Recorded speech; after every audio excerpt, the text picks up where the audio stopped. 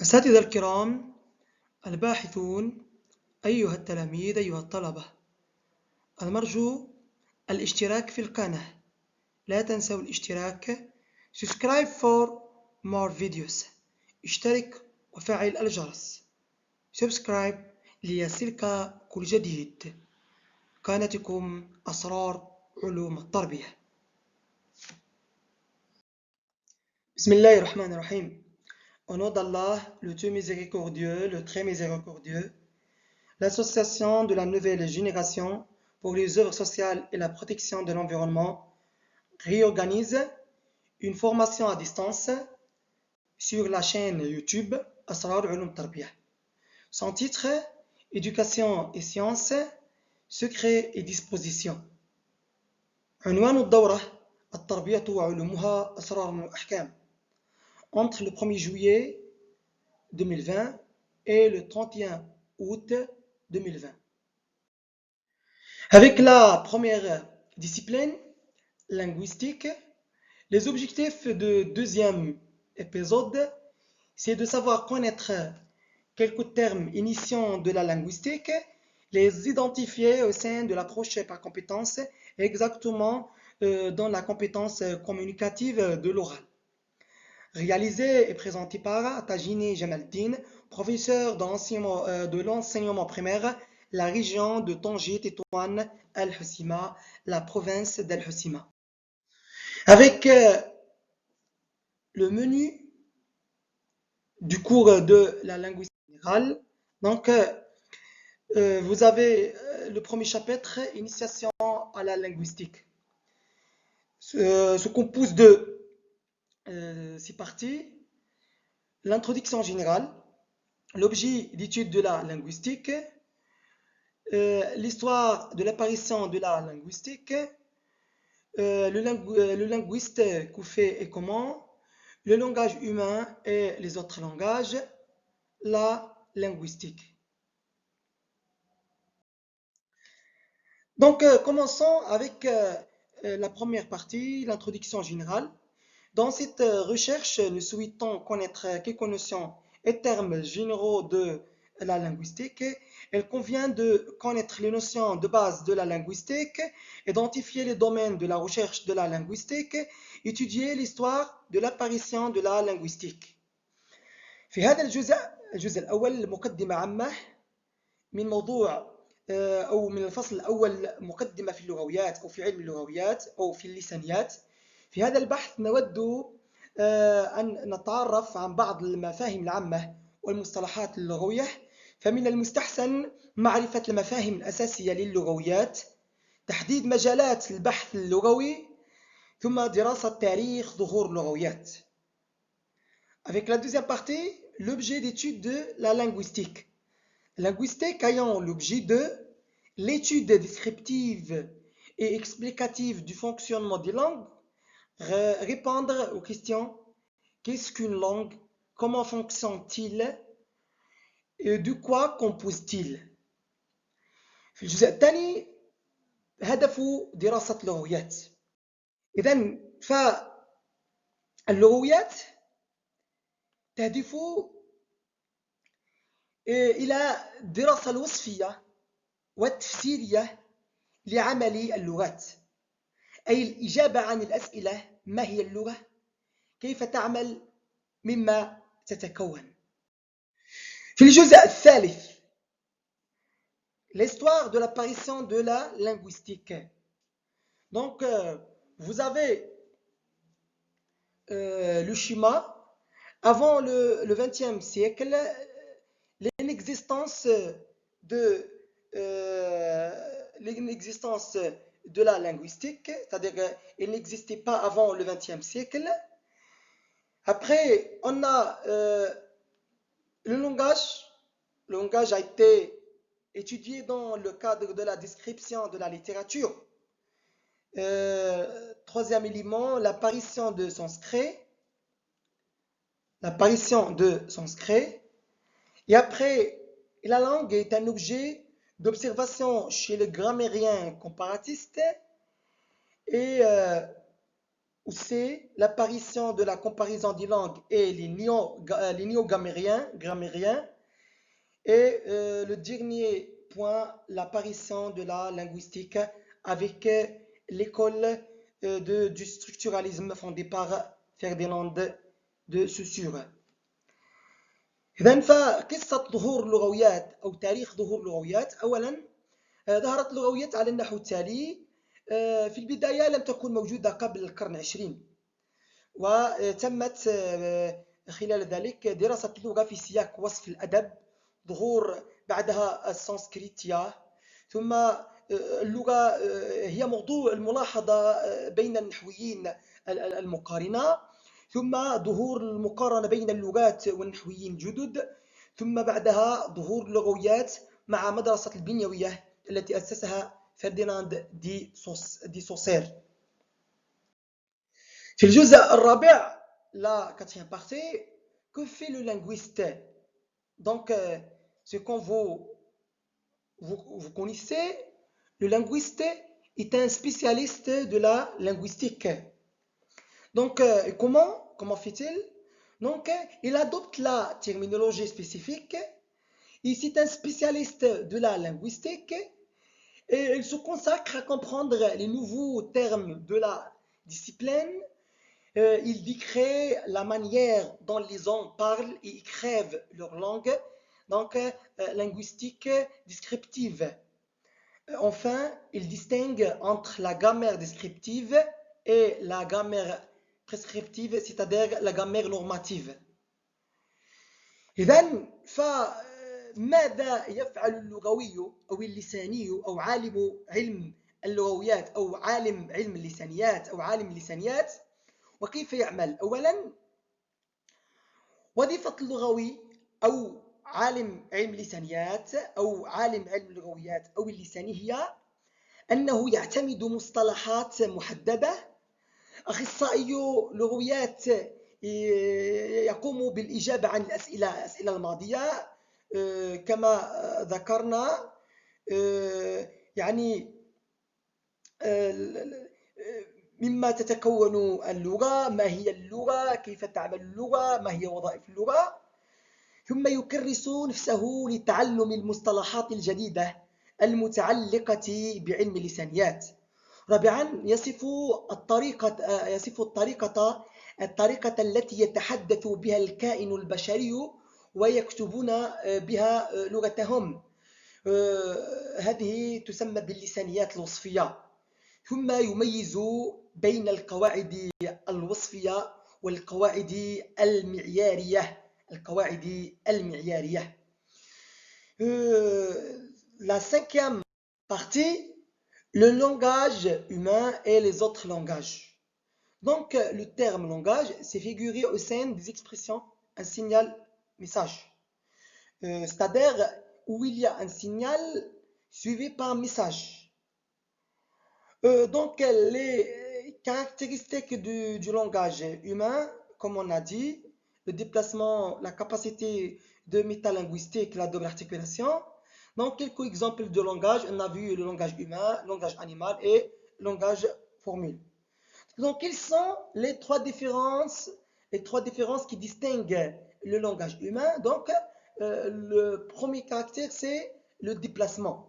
C'est-à-dire, il a permis de parler dans le passé, l'avenir, l'hypothétique, donc faire des hypothèses, des prédictions. Deuxième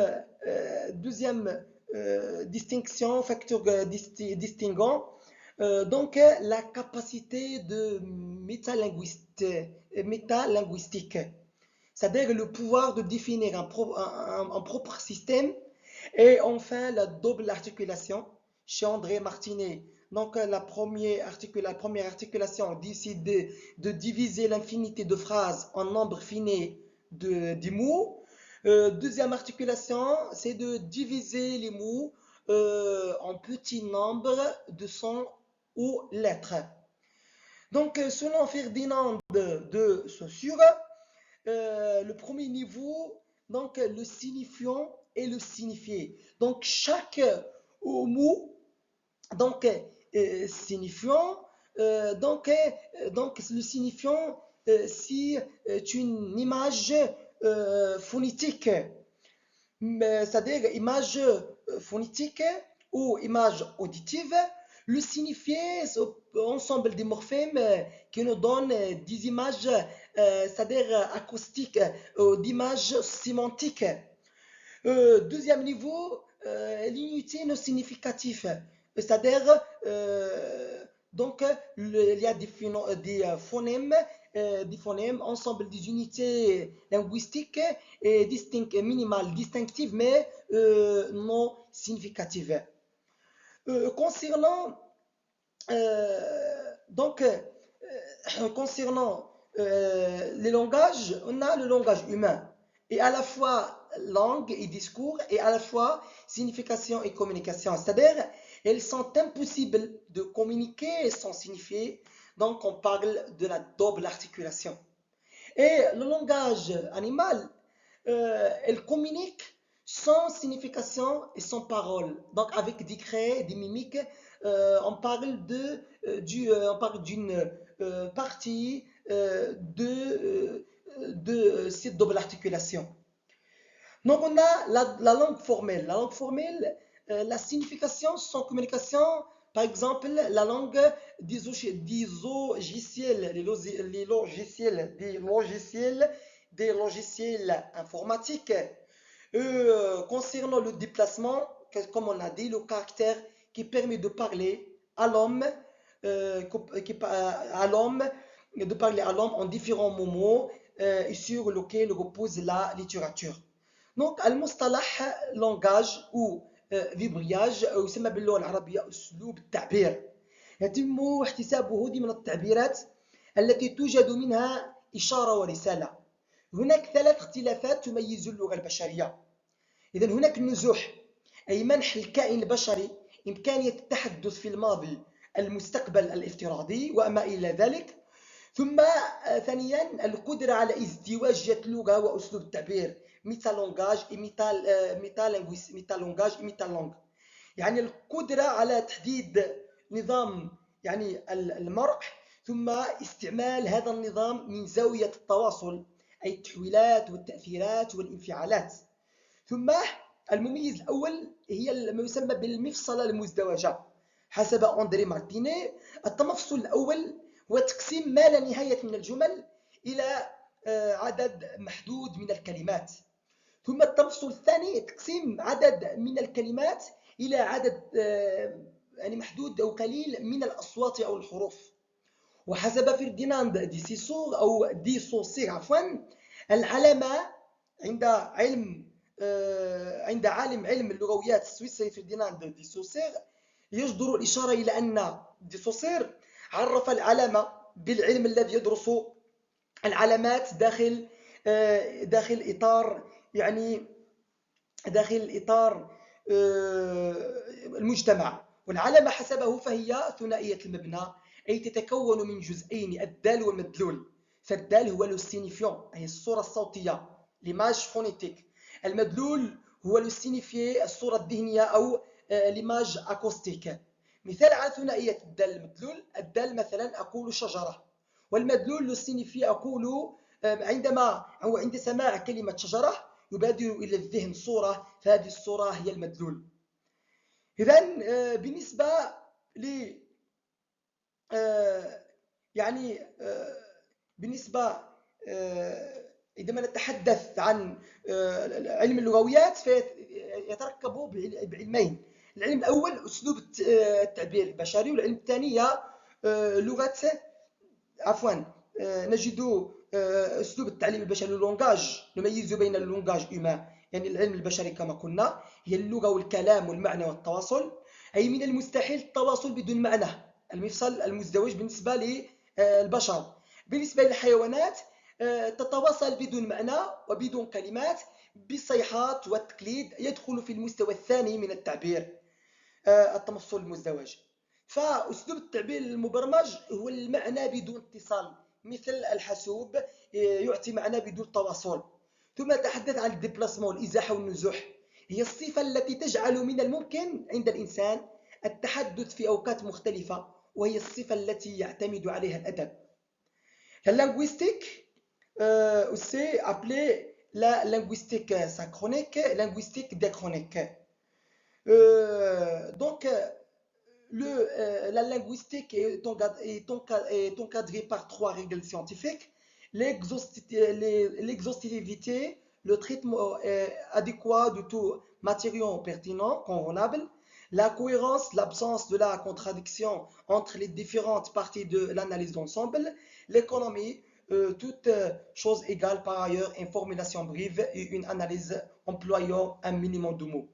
Donc, la position de la linguistique, on parle de la combinaison de la linguistique entre, linguistique entre les autres sciences.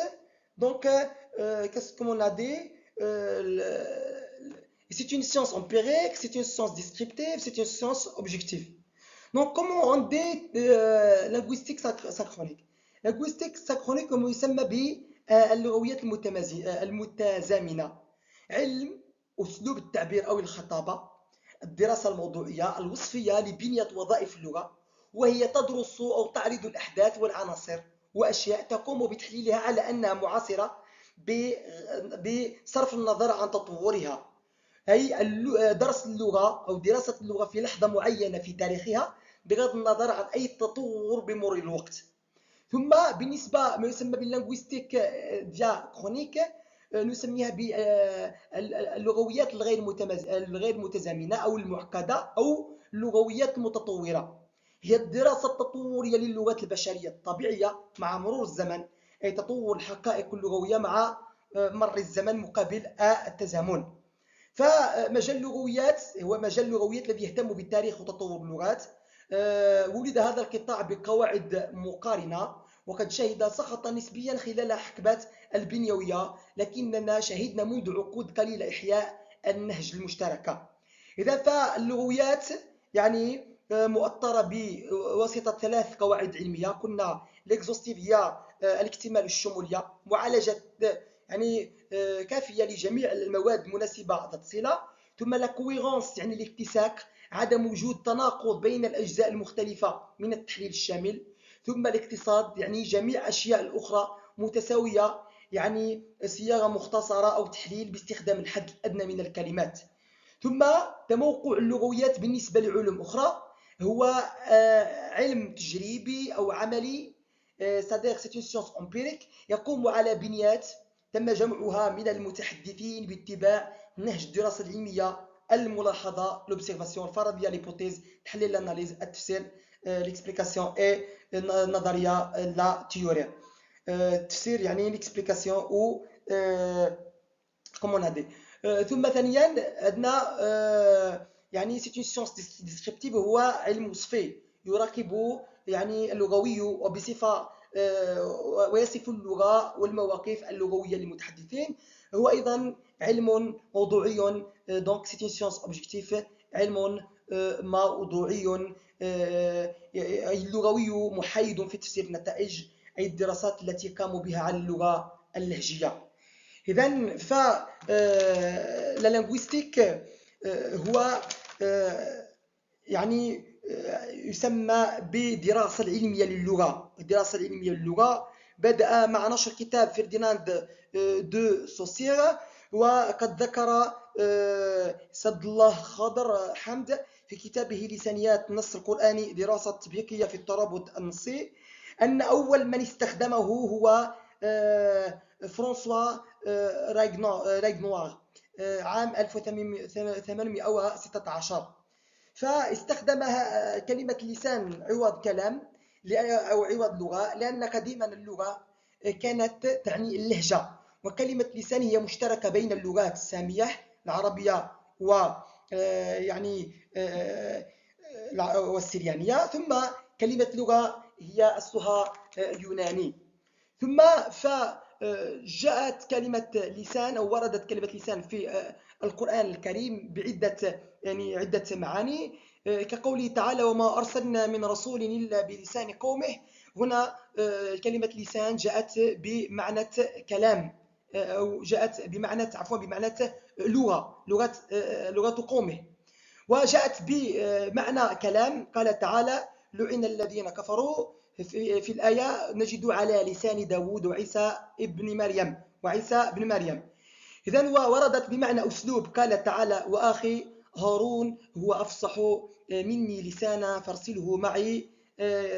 هنا كلمة لسان أتت يعني أكثر شمولية، يعني أتت بمعنى أسلوب، وكلمة لسان هي أكثر شمولية من مصطلح اللغة.